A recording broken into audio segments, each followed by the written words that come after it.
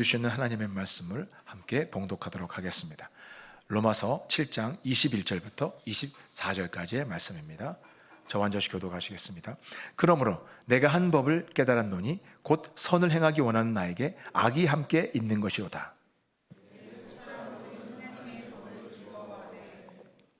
내 지체 속에서 다른 한 법이 내 마음의 법과 싸워 내 지체 속에 있는 죄의 법으로 나를 사로잡는 것을 보는도다. 오라, 나는 곤고한 사람이로다. 이 사망의 몸에서 누가 나를 건져내랴. 아멘. 오늘 말씀은 오라, 나는 곤고한 사람이로다 라는 제목으로 함께 은혜를 나누도록 하겠습니다. 최근에 출판된 책 중에 이런 책 제목이 있습니다. 나는 왜 내가 힘들까? 라는 제목입니다. 다시 말씀드리겠습니다. 나는 왜 내가 힘들까? 참 제목이 특이합니다. 그리고 마음에 확 와닿았습니다. 이 책의 내용을 대략 살펴볼 때 이 내용도 뭐 있지만 저는 이 내용보다 더 이 제목이 100배나 더 마음에 와닿은 것 같아요. 여러분은 자기 자신 때문에 힘들어 본 적이 있습니까? 나는 왜 바보같이 그런 쓸데없는 말을 했을까? 나는 왜 그런 선택을 해가지고 그런 잘못된 결과를 오늘 만들었을까? 이렇게 이런저런 후회를 하느라고 밤새 뒤척이면서 잠 못 이루는 밤을 보내보신 적이 있습니까? 저는 아무래도 목회자이다 보니까 여러분보다 훨씬 더 그런 경험들이 많은 것 같습니다. 잠 못 이루면서 오늘 했던 내 하루를 돌아보고 반성하다 보니까 이렇게 이런저런 생각들로 인해서 잠 못 이루는 이런 날들이 여럿 있었습니다. 그런데 우리뿐만 아니라 사도 바울도 자기 자신과의 갈등 속에서 너무나 괴로워했던 것을 오늘 말씀을 통해 고백하고 있습니다. 자기 안의 갈등이 얼마나 컸는지 이렇게 말합니다. 24절에 보면 오라, 나는 곤고한 사람이로다. 이 사망의 몸에서 누가 나를 건져내랴.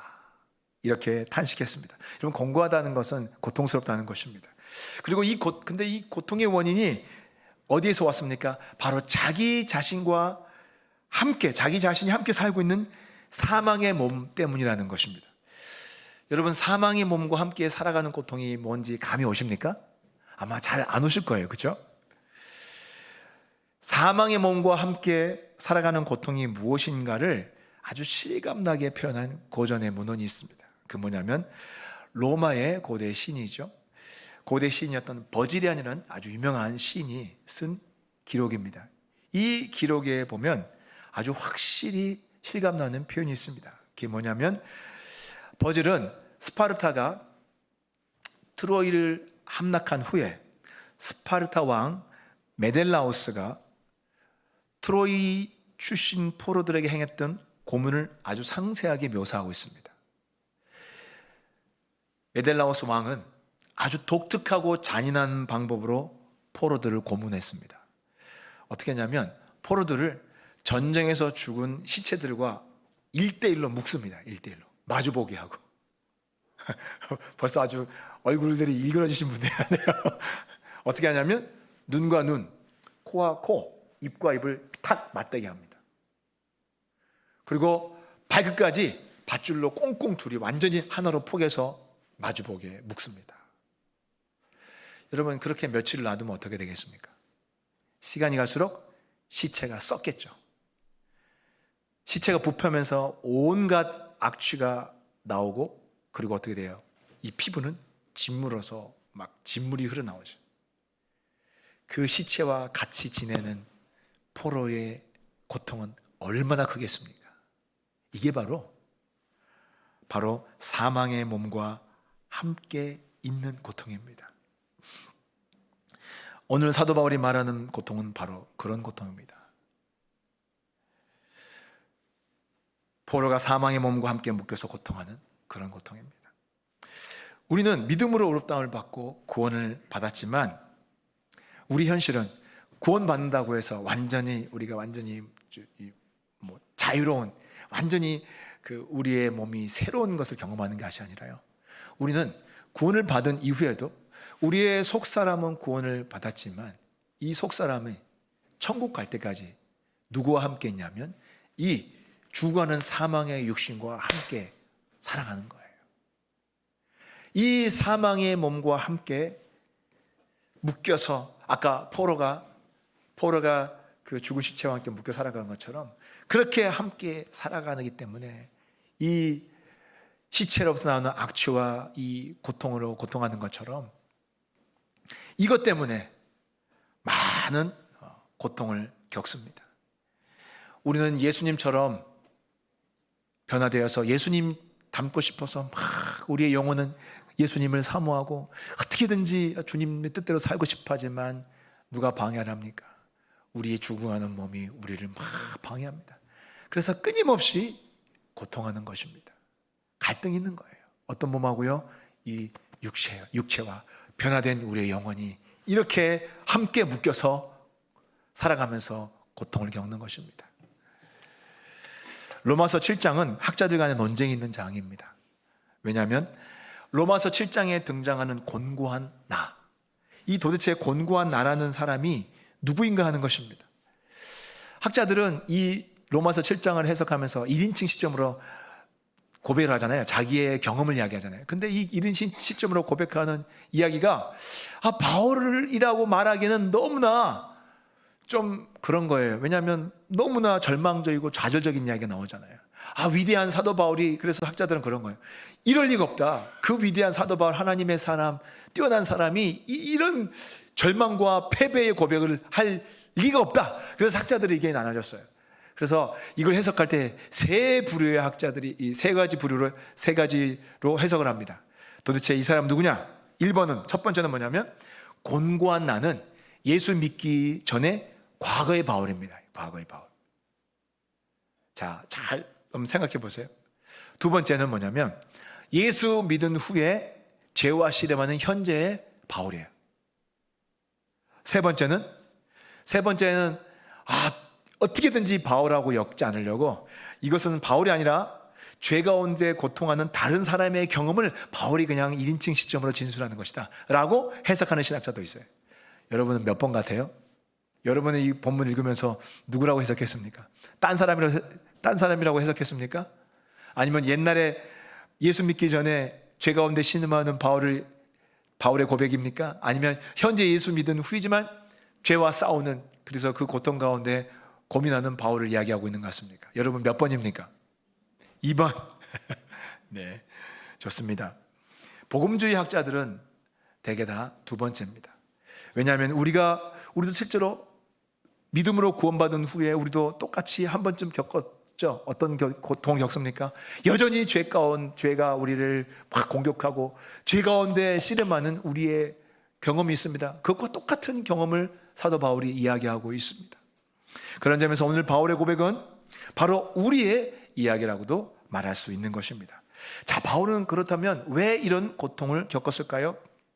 왜 이런 고통을 겪어야만 했습니까?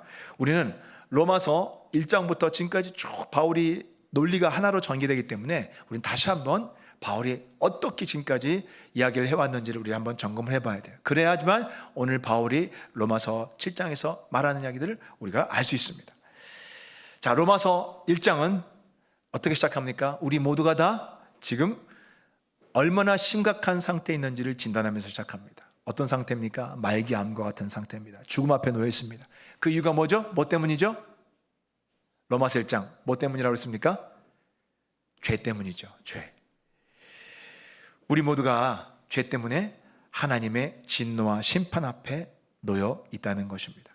그래서 바울은 그 다음에 그렇다면 이방인들과 유대인들이 어떤 죄를 짓고 있는지를 고발하고 있습니다. 1장에서는 먼저 로마인과 이방인들의 죄를 고발하고 있습니다. 이방인들의 죄의 가장 대표적인 건 뭡니까?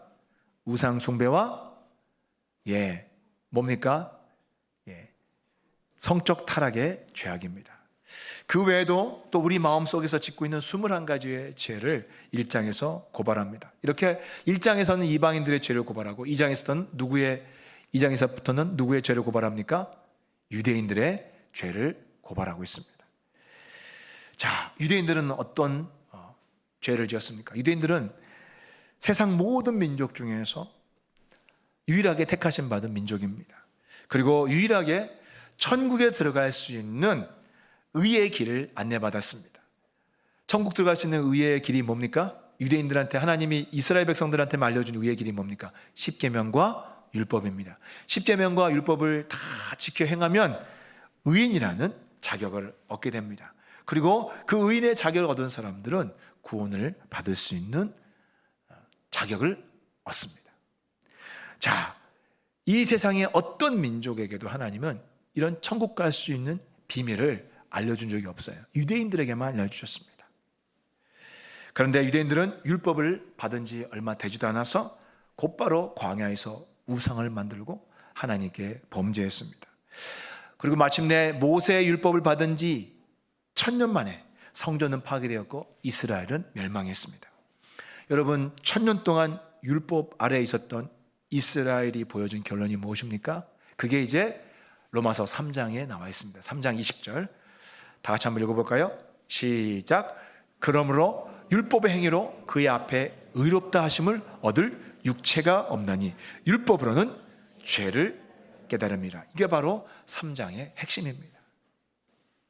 율법은 너무나 훌륭한 법이지만 아담으로부터 죄의 DNA를 가지고 타고난 어떤 인간도 율법을 다 지켜서 의인의 자격증을 얻을 수 있는 사람은 아무도 없다는 거예요. 율법을 통해서 천국 갈 수 있는 사람은 아무도 없다는 것이 결론입니다. 그래서 마침내 하나님은 율법이 아닌 새로운 의의 길, 의인의 자격을 얻을 수 있는 완전히 새로운 방식을 보내주셨습니다. 그게 누굽니까? 예수 그리스도입니다. 이제는 이방인이나 유대인이나 할 것 없이 똑같습니다. 오직 예수 그리스도를 믿음으로만 의인이라는 자격을 얻을 수 있고 또 구원을 받을 수 있게 된 것입니다. 자, 그런데 이렇게 믿음 하나로 구원을 얻게 되는 것이 역사상 처음인가? 아니라는 거죠. 예수님 이후가 아니라 이미 옛날에도 있었다는 거죠. 누굽니까? 그렇죠. 율법 시대 이전에도 한 사람이 최초로 우리보다 먼저 믿음으로 의롭다함을 받았습니다. 그게 바로 아브라함입니다. 아브라함이 어떻게 우리보다 먼저 최초로 의롭다함을 얻었는지를 설명해 주는 것이 4장입니다. 자, 그런데 우리가 믿음으로 의롭다함을 받고 나면 어떤 일이 생길까요? 그냥 이제 의롭다함을 받고 끝납니까? 하나님이 그냥 자, 넌 이제 의롭다 하고 선언해 주면 끝납니까? 그 다음에 실제로 어떤 변화가 나타납니다. 하나님과 우리 사이에 장벽이 무너지면서 하나님과 우리 사이에 어떤 실제적인 변화가 나타납니다. 그게 우리 지난주에 설교했죠. 5장의 내용입니다. 어떤 변화가 나타난다고 그랬습니까? 네, 하나님과 우리 사이에 뭐가 이루어진다고 그랬어요? 화평. 그렇죠. 화목하게 된다고 그랬죠.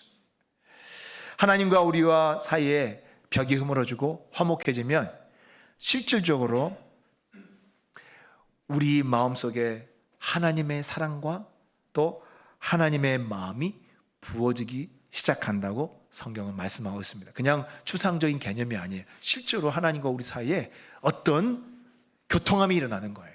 하나님과 우리 사이에 어떤 흐름이 실제로 교류가 일어나요. 어떤 교류요? 하나님의 마음, 하나님의 사랑이 우리의 가슴 속에 부어주는 거예요. 그게 로마서 5장 5절입니다. 한번 읽어볼까요? 시작. 소망이 우리를 부끄럽게 하지 아니함은 우리에게 주신 성령으로 말미암아 무엇이요? 하나님의 사랑이 우리 마음에 부은 바 됨이니. 자, 하나님의 마음이, 하나님의 감정이, 하나님의 정서가 우리의 마음에 부어지니까 우리가 이전에는 경험하지 못했던 새로운 감정을 경험합니다. 찬양할 때 막 눈물이 나죠. 이전에는 예수 믿기 전에는 그런 일이 없었어요. 그런데 예수님 이름을 부르는데 하나님 부르는데 막 울컥하고 하나님을 사랑합니다 하는데 막 정말 그 마음에 뜨거운 눈물이 나오는 거예요.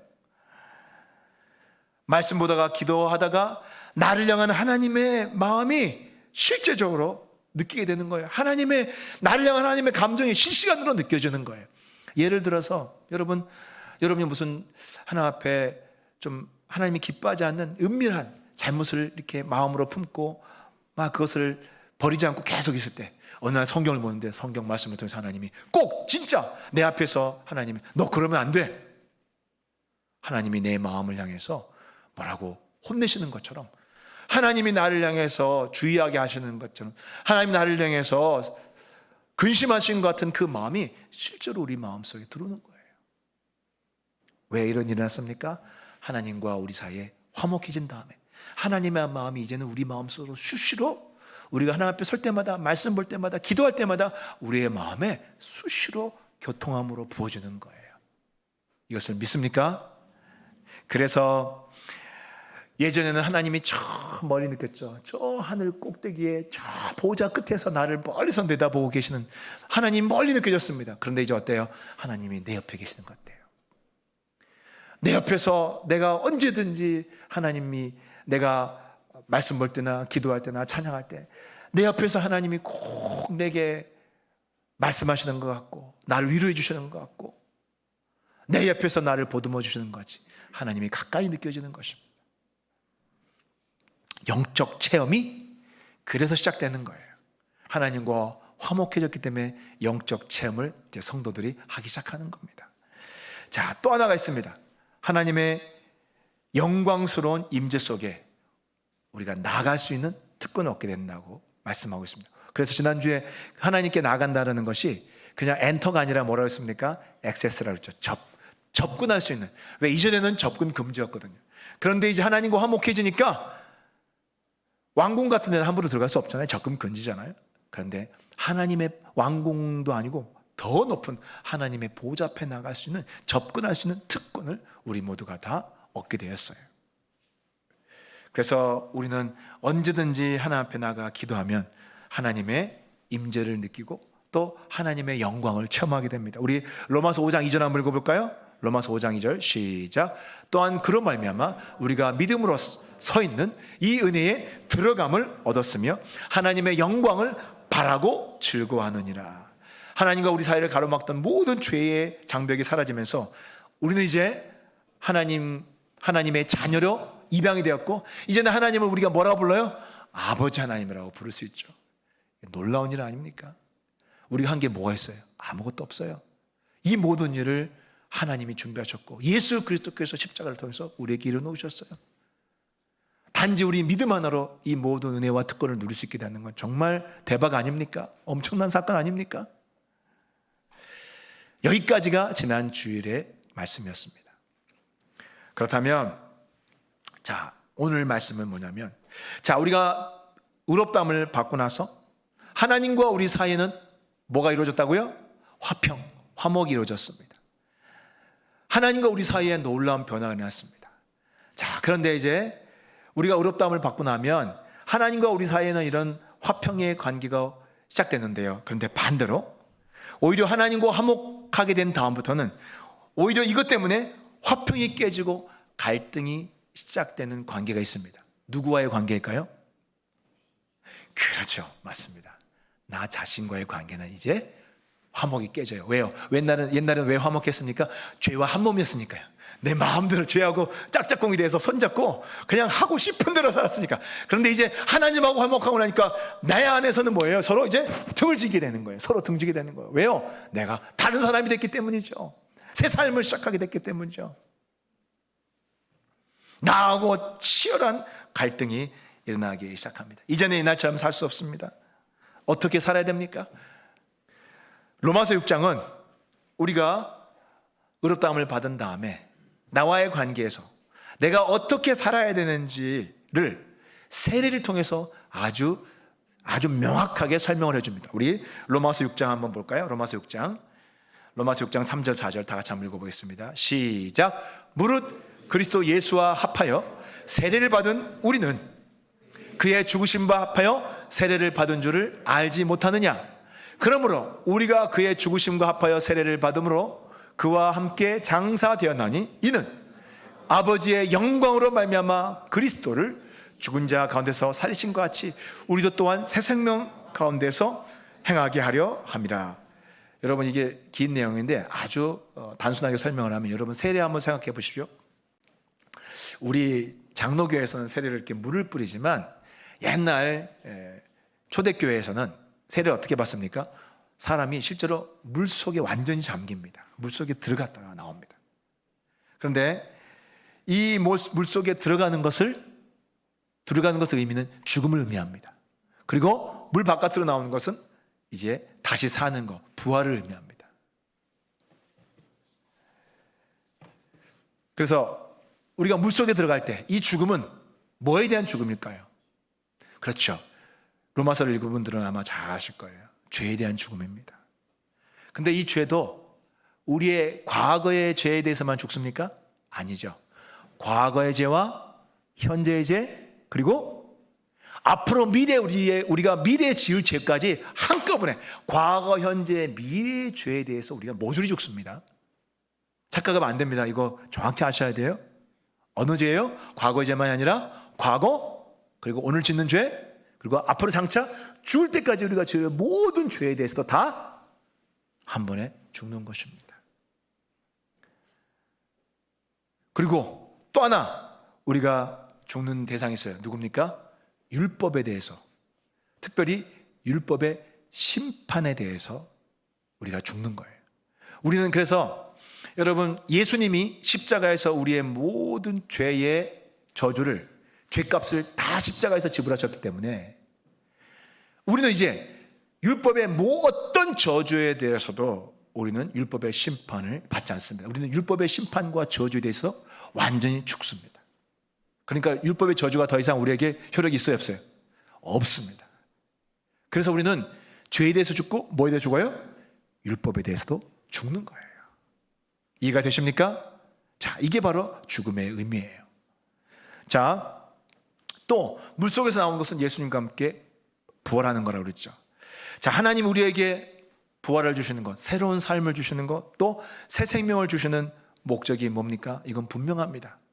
우리는 이제 예수 믿고 마음대로 살라는 것이 아니라 하나님 우리가 죽었다 살아날 때는 우리가 죄에 대해서, 율법에 대해서는 죽지만 사는 것에 대해서는 이제 누구에 대해서 사는 거예요?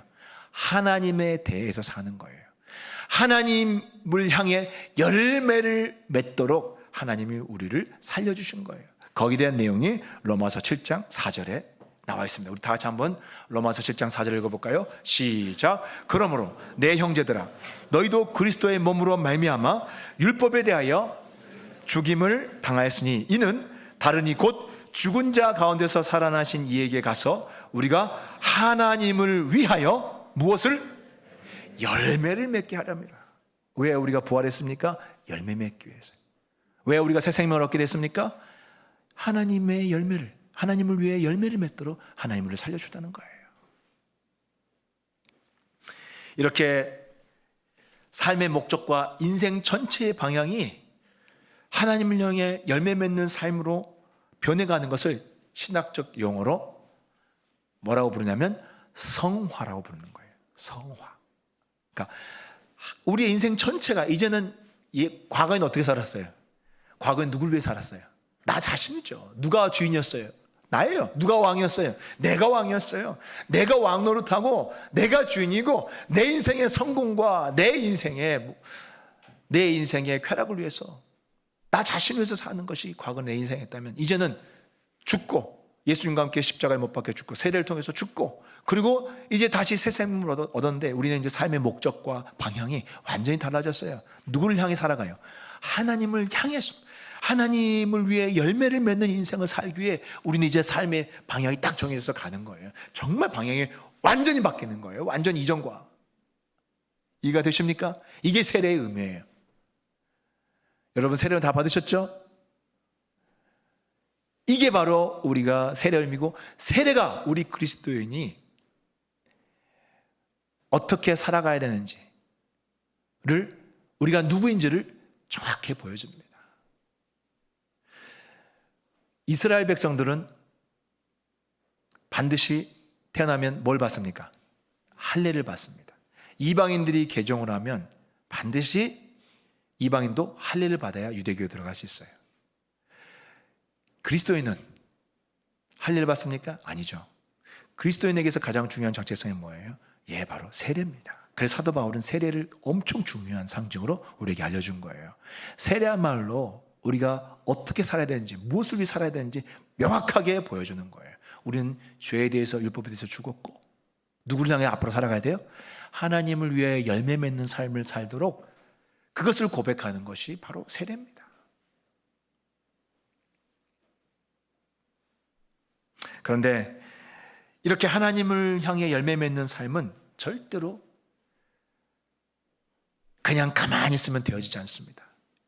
우리가 하나님께로 이전과 달리 이제 새로운 삶을 살고 세례를 통해서 우리가 이제 죽었다가 다시 하나님 위해서 이제는 하나님 향의 인생을, 옛날엔 나지만 이제 방향이 완전히 달라져서, 세상이었지만 이제는 완전 방향이 달라져서 하나님 향해서 걸어갈 때 그냥 걸어갈 수 없어요. 반드시 뒤에서 당기는 존재가 있어요. 그게 누구예요? 바로 육체예요. 치열한 내 안의 육체와 내 속사람, 변화된 속사람, 거듭난 속사람이 이제 치열하게 싸우는 거예요. 옛날에는 둘이 친구였는데 이제는 틀어졌어요. 이제 서로 방향이 달라요. 육체는 자꾸 나를 위해서 살려고 하고 내 정욕을 위해 살려고 하지만 내 속사람은 어때요? 자꾸 이제 하나님 향해서 가고 싶은 거예요. 하나님께 더 가까이 가고 싶고 하나님께 열매를 막 만들어드리고 싶어요. 치열하게 싸우기 시작하는 거예요. 갈등을 겪기 시작하는 거예요.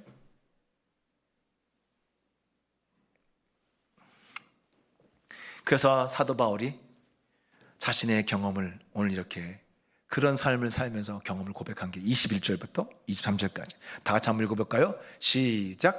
그러므로 내가 한 법을 깨달았노니 곧 선을 행하기 원하는 나에게 악이 함께 있는 것이로다. 내 속사람으로는 하나님의 법을 즐거워하되 내 지체 속에서 한 다른 법이 내 마음의 법과 싸워 내 지체 속에 있는 죄의 법으로 나를 사로잡는 것을 본도다. 여러분, 우리는 사도 바울에 대해서 어떻게 합니까? 정말 신령한 사람이잖아요. 얼마나 많은 은사를 갖고 있습니까? 또 얼마나 많은 사람을 말씀으로 살렸습니까? 또 주를 위해서 얼마나 헌신했습니까? 또 얼마나 많은 신비한 체험들, 하나님의 능력을 많이 경험했습니까? 그런데 그 사람이 고백한 걸 보세요.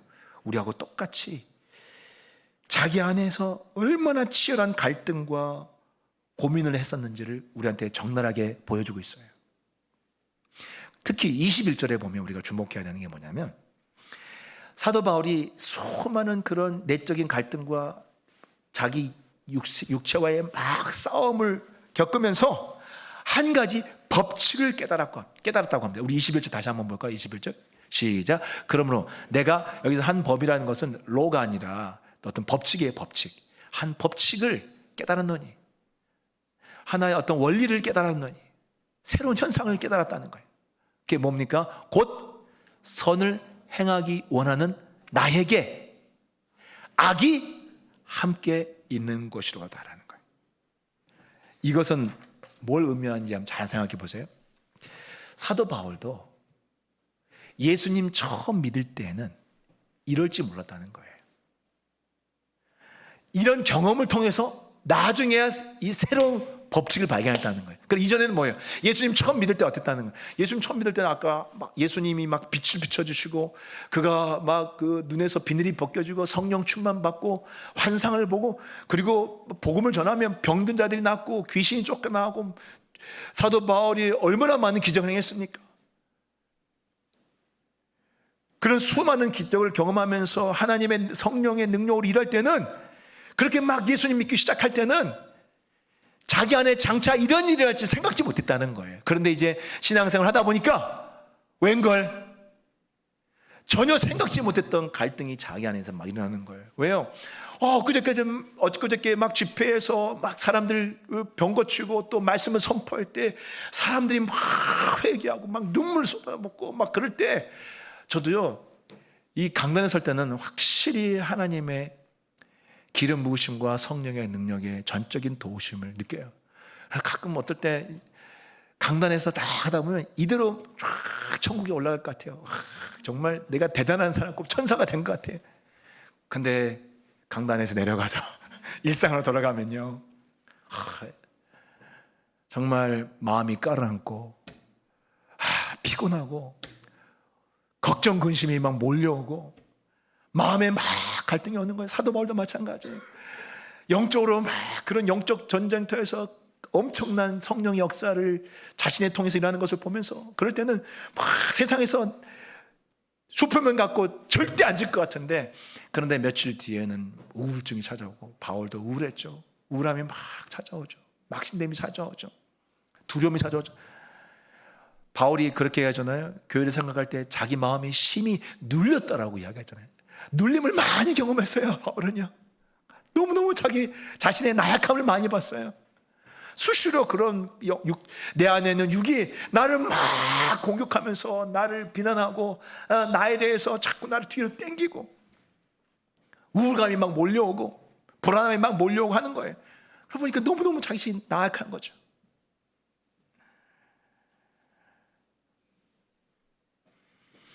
시간이 갈수록 하나님의 뜻대로 더 살려고 할수록 그것을 방해하는 강력한 힘이 내 속에 있다라는 것을 사도 바울은 옛날에 의심을 했어요. 이거 내가 우울증이 왔나? 옛날에 막 감정이 좀 그러나. 그런데 아니라는 거 이제는 법칙을 발견했어요. 확실하게 발견했어요. 어떤 법칙이에요?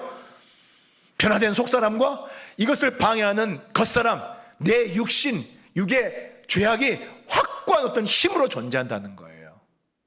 너무나 분명하게 법칙이라는 거예요. 법칙을 발견했다는 거예요.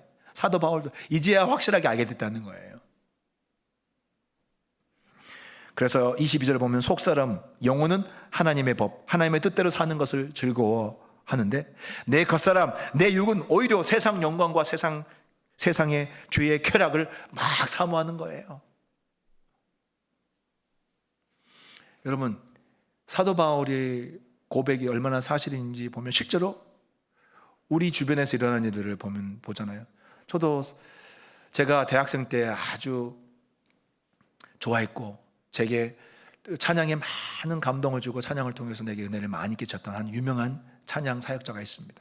그 찬양 사역자가 해외에 그 당시 하여간 대표적인 사역자였어요. 그분이 쓴 곡들이 많았어요. 우리가 아는 많은 곡들이 그분이 썼어요. 그분이 또 찬양 집회 외국에 나가서 인도하고 막 찬양을 하면서 사람들이 막 그 찬양소에서 눈물을 흘리고 막 그 성령의 역사가 나타나고 그러고 나서 그 다음날 이분이 성매매 가는 거예요. 그것도 한두 번이 아니라 다니는 곳마다. 그걸 누가 알렸습니까? 자기 와이프가 도저히 이건 안 되겠다고 해서 그걸 공개해버린 거예요. 어떻게 이런 일을 합니까? 사도 바울의 설명이 바로 이거예요. 우리 안에 뭐가 있어요? 그렇죠. 육이 있어요. 육의 소욕이 있어요. 속사람과 겉사람이 있어요. 우리는 얼마든지 하나님의 일을 하면서도 동시에 죄에 빠질 수 있는 약한 존재라는 것을 잊으면 안 돼요. 우리가 한때 존경했던 사역자가 나중에 세상 영광과 돈에 취해서 물질에 취해서 어떻게 저분이 저럴 수 있을까 하는 행동들을 아무렇지 않게 하는 것을 봅니다. 왜 그렇습니까? 바울이 고통스러워했던 바로 구원받은 우리 안에 죄악된 육신이 서슬퍼렇게 살아있다는 것입니다. 여러분, 우리의 존재를 한번 정확하게 아셔야 돼요. 나란 사람의 구절 한번 보세요. 나란 사람은 성령으로 거듭난 영혼이 있습니다. 그런데 그 영혼이 어디에 살고 있어요? 이 몸이란 집에 살고 있어요. 그런데 이 몸은요, 영혼이 사는 존재가 아니에요. 껍데기예요. 나중에 우리 영혼이 떠나가면 육체는 썩어서 없어집니다. 흙이 됩니다. 그리고 이 육체는 이미 사망의 존재로서, 죽음의 존재로서 이미 선언을 받고 죄에 심각하게 부패하고 죄에 오염되어서 이건요, 썩어서 없어진 존재로 이미 사망 판정을 받았어요. 그러니까 쉽게 말하면 오늘 서두에 아까 스파르타 왕이 포로와 시체를 1대1로 묶었다고 그랬죠. 우리의 삶이 천국 갈 때까지 사실 딱 그 모습이에요. 꽁꽁 묶여서 내 거듭난 영혼, 살아있는 영혼, 영혼이 사는 영혼이 이 죽은 시체, 이 시체의 몸과 함께 묶여서 사는 거예요. 그러니 얼마나 괴롭습니까? 얼마나 괴롭습니까? 점점점 우리의 몸, 실제로 우리 몸은 썩어가요. 그렇죠? 사실 우리 몸은 이제 계속 부패해가는 거예요. 우리 몸에 하나하나 고장나잖아요. 우리는 사실 죽음을 향해서 가고 있어요. 이게 현실이에요. 여러분이 아무리 몸에 돈 투자하고 막 이렇게 해도 사실 우리는 변할 수 없는 게 뭐냐? 지금 우리 몸은 썩어가고 있어요. 죽음을 향해서 이미 사망 진단을 받아요. 이 육체는 이미 범죄로 인해서, 아담의 범죄로 인해서 사망 진단을 받고 죽음을 향해 가고 있는 거예요. 우리는 그 속에 잠시 동거하고 있는 거예요. 언제까지요? 우리 영혼이 이 집을 떠나서 천국 갈 때까지요. 그러니까 우리의 거듭난 영혼과 이 썩어가는 육체 속에서 한때 묶여서 고통받으며 사는 거예요. 그래서 사도 바울이 오라 공고한 자로다. 누가 이 사망의 몸에서 나를 건져낼까 하는 거예요. 우리 그 상태인 거예요. 이해가 되십니까? 그러니까 수시로 이 육체에서 뭐가 올라와요? 악취가 올라오고, 악취가 뭐예요? 죄죠. 죄의 욕망. 시체에서 막 썩은 것들이 올라오는 것처럼 우리 몸 안에서, 우리 육체에서는 끊임없이 죄의 욕망을 막 가만히 있어도 안 굴고서 기도원에서 은혜 받고 금식하고 막 사는데 며칠만 지나면 혈기가 올라오고, 누구 미운 생각 들고, 음란한 생각 들고, 쓸데없는 욕심인데 세상 허영들 들고, 저 사람 부럽다, 나도 저렇게 되고 싶은데, 내가 지금 뭐 하고 있나, 온갖 생각이 우리 정신을 괴롭히잖아요. 왜 그래요? 이 시체 썩는 냄새가 올라오는 거예요. 부패한 기운들이 올라오는 거예요. 우린 그걸 맡으며 살기 때문에 괴로운 거예요. 이해가 되시죠?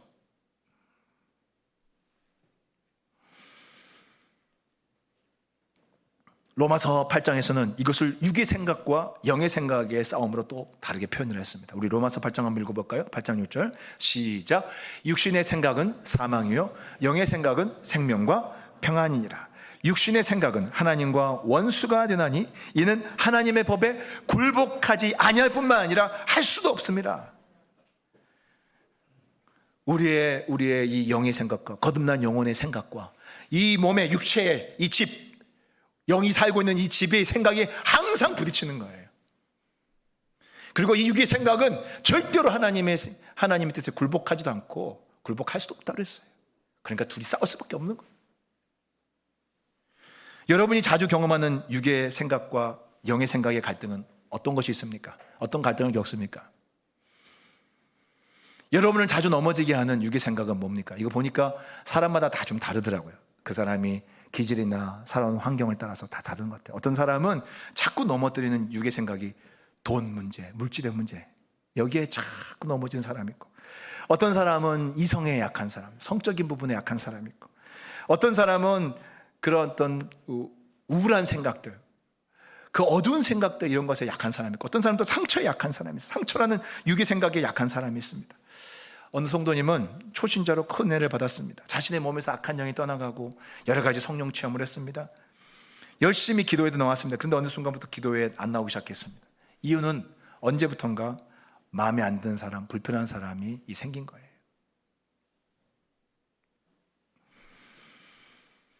영의 생각은 그래도 하나님께 나아가 기도를 이겨내지 않은 마음이 자꾸 있어요. 가자, 성령님이 감동하시죠. 가자, 가야 된다. 그래야 내 영혼이 산다. 근데 또 한편에 육의 생각, 가지 마, 안 돼. 자존심 있지. 야, 그냥 끊어. 안 보는 게 최고야. 그냥 뭐 그렇게까지 할 수 있어, 갈 필요 있어. 가지 마, 귀찮아. 막 이렇게 땡기는 거예요. 그런데 이 초신자라고 해서 여러분, 아무리 여러분 이거 아셔야 돼요. 성령 체험을 하고 막 환상을 보고 어떤 은사 체험을 한다고 해서 사람이 바뀌는 건 아니에요. 그건 휘발성이에요. 확 왔다가 한참 어떤 변화를 주고 확 증발해요. 다시 이제 원래 모습으로 돌아가는 거예요. 그거는 뭐예요? 거듭난 영혼, 이제 새롭게 거듭난 영혼과 현실 속에서 내 상처받고 내가 오랫동안 내 마음속에 있는 그런 그 나의 기질, 그리고 죄악의 기질이 있는 그 집이 적나라하게 그대로 있는 거예요. 그러니까 이제 초신자도 마찬가지, 이제는 성화에 싸울 수밖에 없는 거예요. 다른 거 없어요. 그래서 이게 철저히 말씀과 기도로 훈련받지 않으면 그 상태 그대로인 거예요. 결국에는 육의 생각에 지니까, 이 사람이 상처에 약하니까 그 옛날에 과거에 자기한테 상처 줬던 사람들, 그 사람들이 다 오버랩되면서 그 사람도 싫어지니까 에이 그냥 안 가지 뭐, 나 혼자 하지. 초신자가 혼자 하면 잘 됩니까? 결국은 이런저런 바쁜 일 때문에 기도도 안 하게 되고, 나중에 그 뜨거웠던 기도의 불이 싹 다 녹아버린 거죠. 사라져버린 거죠.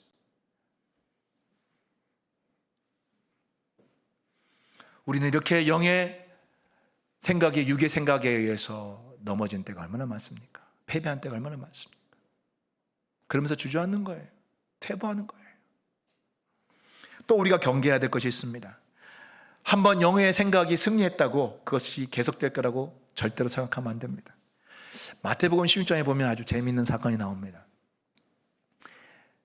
가이사라 빌립보 지방에 예수님과 제자들이 가는데 예수님이 갑자기 제자들한테 질문했습니다. 너희는 나를 누구로 아느냐? 그때 기가 막히게 베드로가 탁 손을 들고 주는 그리스도시요 살아계신 하나님의 아들입니다. 딱 정답을 이야기한 거예요. 그랬더니 예수님이 뭐라고 하십니까? 바요나 시몬아, 내가 보기도다. 이것을 알게 한 것은 네가 아니요 하나님 하늘에 계신 내 아버지께서 내게 알게 하신 거라고 그랬습니다. 칭찬하셨어요. 그죠? 이건 사실 아무나 알 수 있는 게 아니에요. 영의 생각, 하나님의 분별력으로, 하나님의 지혜가, 하나님의 성령의 감동으로 영의 생각이 쫙 분별하니까 예수님이 누구인지 정확히 알고 예수님에 대한 분명한 믿음의 고백을 하게 된 거예요.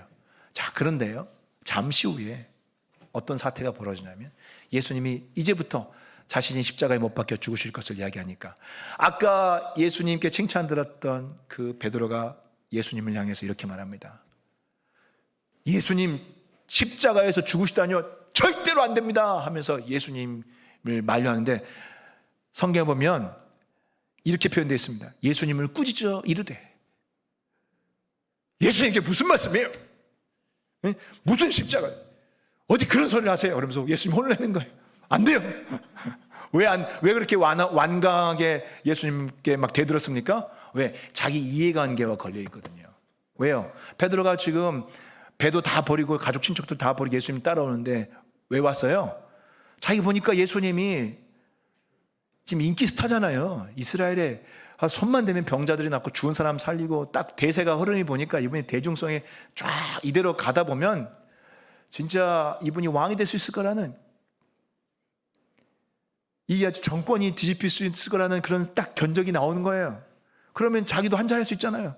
그러니까 자기 인생을 예수님께 투자했으니 나중에 예수님부터 자기가 뭔가 반대 요구를 분명히 받을 거라고 계산을 하고 있었는데 예수님이 죽어버리신다고 하니까 십자가에서 그게 말이 되겠습니까?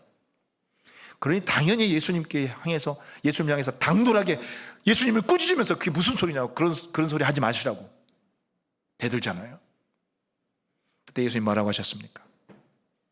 이걸 잘 기억하셔야 됩니다. 사탄아, 내 뒤로 물러가라. 내가 하나님의 일을 생각하지 않고 사람의 일을 생각합니다. 이 사람의 일이 뭐예요? 바로 육의 생각이에요. 육의 생각에 완전히 사로잡힌 거예요. 이게 참 놀라워요. 이게 순식간이 얼마 지나지도 않았어요. 아까 영의 생각으로 예수님께 칭찬 들었던 베드로가 금세 다시 육의 생각으로 혼나고 있는 거예요. 아주 혼나고 있어요.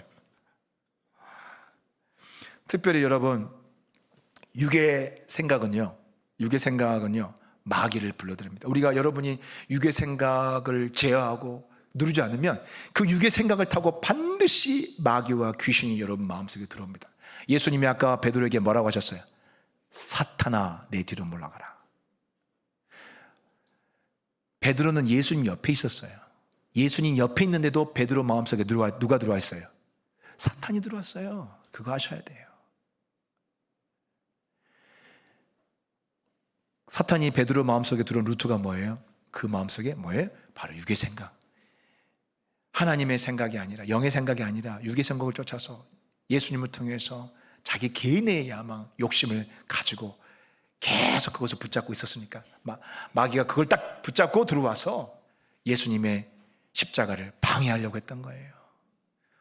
우리는 하나님의 일을 하면서도 예수님을 방해할 수 있어요? 그거 하셔야 돼요.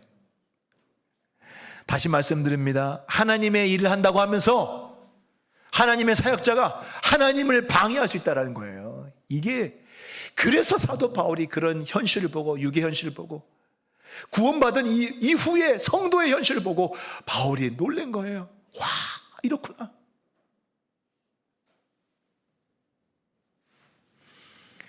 우리는 이것을 통해서 속사람의 승리가 그렇게 오래가지 않는다는 것을 알 수 있습니다. 그래서 사도 바울은 나는 곤고한 사람이라고 탄식했습니다.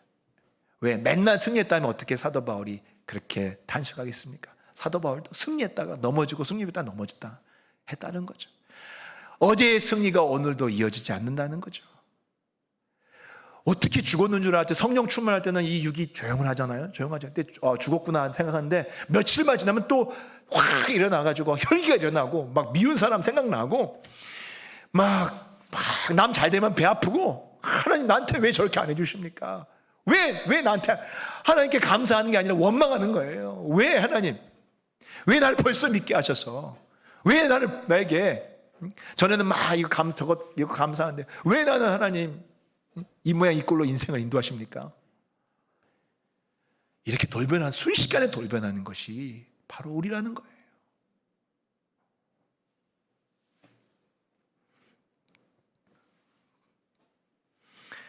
그럼 어떻게 해야 될까요? 어떻게 해야 될까요?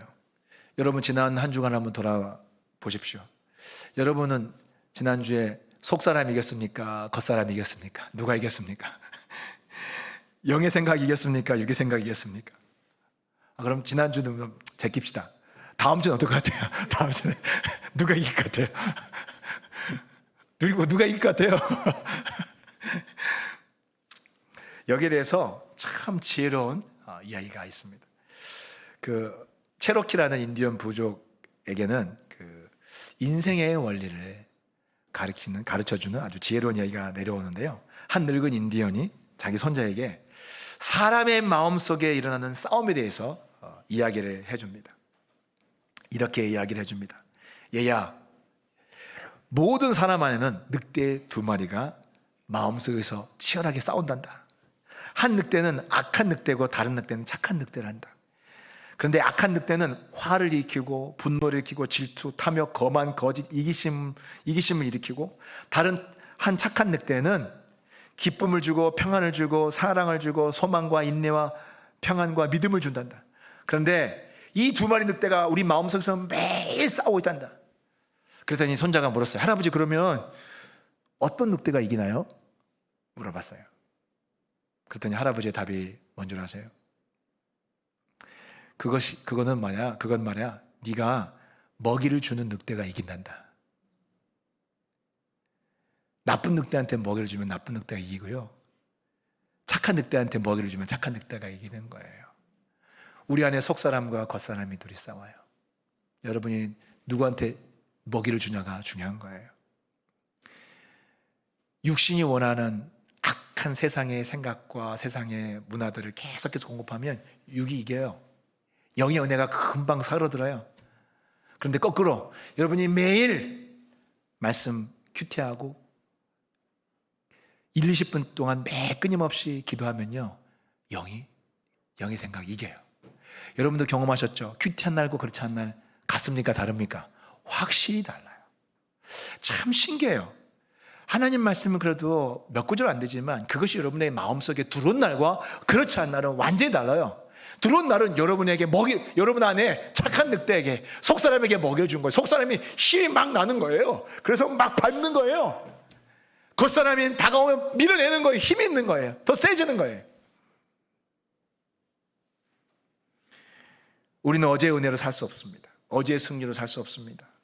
매일 날마다 내 안에 속사람에게 말씀과 기도의 먹이를 공급할 때, 그때 우리 속사람이 겉사람이 육의 생각을 이겨낼 수 있는 거예요. 특별히 왜 그런 줄 아세요? 왜 그거 뭐 성경 읽고 하는 것, 그거 잠깐 기도하는 것이 그렇게 힘이 있을까? 여러분, 사도 바울이 7장까지는 참 절망스러운 이야기를 하지만 사실은 8장으로 넘어가기 위한 이야기를 하는 거예요. 8장에서 무슨 이야기가 나옵니까? 그럼에도 불구하고 이런 영적 싸움을 싸움에도 불구하고 우리에게 소망이 있는 이유가 뭐예요? 우리가 혼자가 아니라는 거예요. 우리 안에 누가 계시다는 거예요? 성령이 계시다는 거예요. 생명의 성령의 법인 성령님이 우리 안에 계시다는 거예요. 성령님이 우리를 인도하신다는 거예요. 무릇 하나님의 영의 인도를 받는 사람은 하나님의 자녀가 된다는 거예요.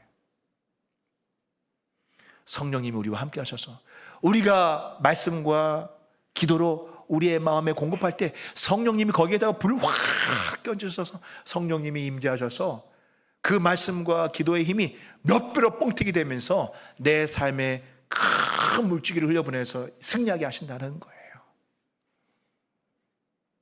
성령님이 그것을 사용하심을 믿으시기 바랍니다. 이제 말씀을 마무리하도록 하겠습니다. 오늘 로마서 7장은 구원받은 우리의 현실을 보여줍니다. 우리가 구원받고 나면 이제 완전히 모든 것에 막 자유롭고 슈퍼맨처럼 날아다닐 것 같지만 이제 딱 정확하게 보니까 하나님과 우리와 관계가 완전히 새로워지면서 우리는 정말 날개를 달아요. 그런데 하나님과는 화평해지지만, 우리가 예수 믿고 나서 하나님과 화평해지지만 우리 안에는 동시에 누구와 갈등이 일어나요? 누구와 싸움이 시작돼요? 내 겉사람과 속사람이 싸움이 일어나는 거예요. 근데 내 겉사람과 속사람이 동거하는 모습은 마치 뭐와 같다고 그랬어요? 아까 스파르타 왕의 포로와 시체를 1대1로 얼굴과 얼굴을, 코와 코를, 입술과 입술을 마주대고 묶어놓은 것처럼 우리의 영과 우리의 겉사람 육이 그렇게 마주보면서 살아간다는 거예요. 그러니 참 정확한 것 같아요. 왜요? 그러니까 설명할 수 없는 것들이 이제 이해가 돼요. 어쩜 그렇게 내가 며칠 전에 성령 충만하고 기도와 성령의 은혜를 많이 받았는데 며칠도 안 돼서 그렇게 악한 생각들, 그리고 악한 혈기가 내 마음속에서, 내 몸속에서 흘러나온지 모르겠어요. 왜 그래요? 시체가 계속 썩어가면서 부패하기 때문에 우린 계속 죽어요. 우리 몸에서 부패한 생각과 부패한 정욕과, 그리고 그 시체에 나오던 진물처럼 그런 죄의 진물들이 계속해서 올라오는 거예요. 그런데 우리가 말씀과 기도의 은혜를 공급하면 신기하게 그 모든 악취가 사라지고 성령의 은혜가 그 모든 것을 제거하면서, 그 악한 악취를 제거하면서 우리가 그리스도의 향기를 뿜어내기 시작하는 거예요. 그게 우리 성도의 인생이에요. 여러분이 오늘 말씀과 기도로 은혜를 공급하지 않으면 시체 썩는 냄새가 여러분의 영혼에 가득하게 될 거예요. 여러분 일어나면 매일매일 이 닦는 것처럼 매일매일 말씀과 기도로 여러분의 이 함께 묶여있는 시체 썩는 내가 여러분을 덮지 못하도록 말씀과 기도의 은혜로 덮기를 주 이름으로 축복합니다.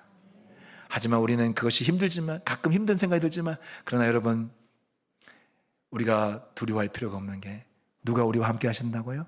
성령님이 우리와 함께 하셔서 우리를 도와주시고, 여러분 때로 힘들어요 그러면 눈물 닦아주시고, 목사라고 제가 언제 항상 성령 충만하겠습니까? 저도 정말 나자빠진 때가 있어요. 정말 못해 먹겠다, 힘들다, 기도를 많이 못하는 날이 있어요. 그런데 있잖아요, 정말 성령님이 인격적이세요. 내가 지친 날은 기도 많이 안 하지 않아도 기도 많이 한 날보다 더 많은 성령의 은혜를 경험을 시켜주시고 성령의 역사를 나타내시는 때가 많습니다. 그래서 여러분이요, 안심하십시오. 성령님이 여러분을 도와주십니다. 여러분이 이 싸움에서 이길 수 있도록 여러분 손잡고 이끌어 주십니다. 오늘 말씀을 통해서 우리의 영적 현실을 직시하고 깨어있되 두려워하지 마시고 성령님을 의지하며 성령님과 함께 이 성화의 싸움에서 승리하는 여러분 되시기를 주 이름으로 축복합니다. 기도하시겠습니다. 우리 시간에 기도할 때에 하나님, 날마다 말씀과 기도의 은혜로 우리 옆에 묶여있는 이 죽어가는 육체의 악취와 죄의 정욕을 덮게 하여 주시옵소서. 그 은혜가 내 삶에 흐르게 하시고 그 말씀과 기도의 은혜, 성령의 은혜가 내 삶을 덮게 하여 주시옵소서. 아버지, 게으르지 않고 날마다 착한 늑대에게 먹이를 주는 우리가 되게 하여 주시옵소서. 우린 가만히 있어도 세상의 미디어와 세상의 생각들, 세상 사람들과의 만남을 통해서 악한 늑대에게 먹이를 우리도 모르게 주게 됩니다. 하지만 우리가 착한 늑대에게 말씀과 기도의 은혜를 공급하면 아무리 악한 늑대가 나 발버둥 쳐도 착한 늑대가 은혜의 힘으로 이기게 됩니다. 주여, 게으르지 않고 날마다 말씀과 기도의 은혜를 공급하게 하여 주시옵소서. 깨어있게 하여 주시옵소서. 성령을 의지하게 도와 주시옵소서. 저를 따라 기도합니다. 주여, 은혜를 주옵소서. 불쌍히 여겨 주옵소서. 다 같이 기도합니다. 주여, 참으로 은혜로신 하나님 아버지여, 참으로 은혜 더하여 주시옵소서. 오 주여, 성령 하나님께서 바람같이 불같이 생수같이 아버지 은혜 베풀어 주시옵소서. 아버지 은혜 베풀어 주시옵소서. 아버지, 날마다 아버지 내 현실을 기억하게 도와주시옵소서. 잊지 않게 도와주시옵소서. 내가 지금 아버지여 썩어 죽어가는 시체와 함께 묶여 있습니다. 아버지 하나님, 이 약취나는 이 시체의 썩은 냄새가 아버지여 방치되지 않게 하여 주시옵소서. 날마다 말씀과 기도의 은혜로 씻어내게 도와주시옵소서. 날마다 말씀과 기도의 은혜가 나를 덮게 하여 주시옵소서. 성령의 은혜가 주여 나를 사로잡게 도와주시옵소서. 아버지여 성령의 은혜로 우리를 덮어주시옵소서. 아버지 우리를 사로잡게 하여 주시옵소서. 아버지여 우리는 맞습니다. 우리 정신 차리지 않으면 정말 우리가 구원을 받았지만 아버지 우리가 천국 가는 그날까지 끊임없는 영적 싸움을 싸우게 되는 것을 아버지 우리 모든 성도들이 참으로 기억하게 도와주시옵소서. 아버지 하나님 지혜롭게 하여 주시옵소서. 아버지 우리가 영적 현실을 분별하면서 아버지 우리가 이 땅에 살아가는 동안 나태하지 않게 도와주시옵소서. 아버지여 시체 썩는 냄새가 내 삶을 뒤덮지 못하도록 말씀과 기도로 깨어있게 도와주시옵소서. 아버지 우리 모든 성도들이 참으로 주의 은혜 안에서 아버지여 깨어있게 도와주시옵소서. 성령님과 동행하게 도와주시옵소서. 날마다 우리 성령님이 일하실 수 있도록 말씀과 기도의 은혜를 내 속사람에게 공급하게 도와주시옵소서. 그래서 내 속사람이 아버지여 세상 속에서 승리하게 도와주시옵소서. 아버지여 유괴의 소욕에 하나님 당하지 않게 도와주시옵소서. 아버지여 싸워 승리할 수 있도록 하나님 아버지 도와주시옵소서. 도와주시옵소서. 도와주시옵소서. 도와주시옵소서. 도와주시옵소서. 도와주시옵소서. 도와주시옵소서. 매일매일 말씀과 기도의 은혜로 아버지여 살려주시옵소서. 아버지여 내 옆에 묶여있는 이 시체의 이 부패의 균이 아버지여 나를 삼키지 못하게 날마다 매일 성령으로 나를 지켜주시옵소서. 날마다 성령의 은혜가 나와 함께하여 주시옵소서. 아버지 함께하여 주시옵소서. 아버지 함께하여 주시옵소서. 아버지 함께하여 주시옵소서. 아버지 함께하여 주시옵소서. 아버지 기도하겠습니다. 하나님 아버지 오늘 로마서 7장을 통해서 구원받은 우리 성도의 영적 현실이 실상이 무엇인지 깨닫게 하심을 감사합니다. 포로가 죽은 시체와 1:1로 마주보며 묶인 것처럼 우리의 거듭난 영혼이 영원한 영생을 얻은 우리의 영혼이 썩어 없어질 육체, 죄의 욕망이 죄의 탐욕에 가득한 육체와 묶여서 살아가는 이 현실을 깨닫게 하시고 매일매일 내 속사람에게 말씀과 기도의 은혜를 공급해서 시체 썩는 냄새가 내 삶을 덮지 못하도록 내 속사람을 더럽히지 못하도록 늘 성령 안에서 은혜로 살아가게 하여 주시옵소서. 우리 모든 성도들이 그러나 두려워할 필요가 없는 것은 성령님이 내 안에 계셔서 나의 이 영적 싸움을 또 성화의 이 모든 시간을 옆에서 도와주시고 함께 하신다는 것을 믿고 신뢰하며 담대하게 하여 주시옵소서. 예수 그리스도 이름으로 기도하옵나이다. 아멘. 낮엔 해처럼 밤엔 달처럼 그렇게 살 순 없을까? 욕심도 없이 어두운 세상 비추어 온전히 남을 위해 살듯이 나의 일생에 꿈이 있다면 이 땅에 빛과 소금 되어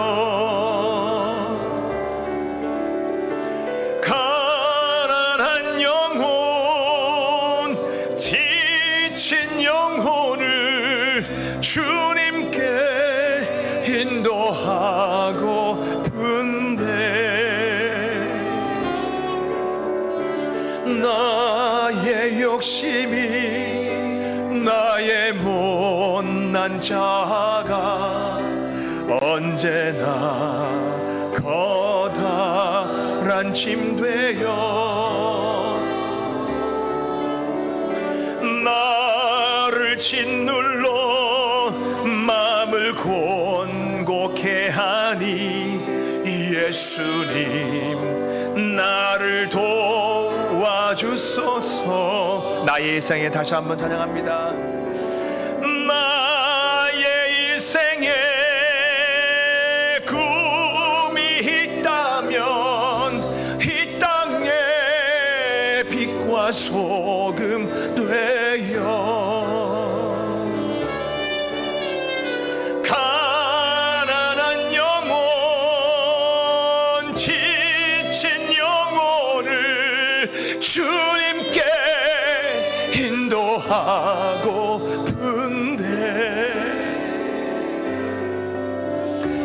나의 욕심이 나의 못난 자가 언제나 커다란 짐 되어 나를 짓눌러 마음을 곤곡해 하니 예수님 나를 도와주소서. 예수님 나를 도와주소서. 예수님 나를 도와주소서. 기도하겠습니다.